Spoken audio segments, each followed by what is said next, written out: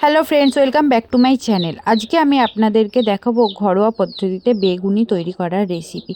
প্রথমে এই বেগুনগুলিকে ভালো করে কেটে নিয়ে ধুয়ে নিয়েছি। তারপরে একটা পাত্রে বেসন, কিছুটা পরিমাণ কালো জিরে, স্বাদ মতো লবণ, কিছুটা পরিমাণ হলুদ আর কাশ্মীরি লঙ্কার গুঁড়ো দিয়ে একটা ব্যাটার তৈরি করে নেব।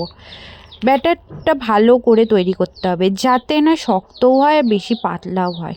মিডিয়াম মতন ব্যাটারটা তৈরি করে নেব। তৈরি করে নিয়ে আমি 30 মিনিট মতন ঢেকে রেখে দেবো।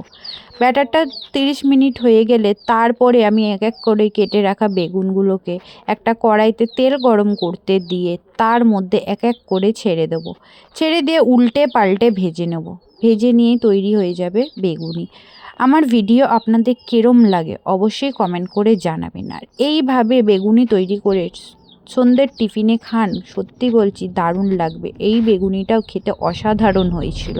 আমার ভিডিও আপনাদের ভাল লাগলে লাইক, শেয়ার, সাবস্ক্রাইব করে দেবেন। ধন্যবাদ।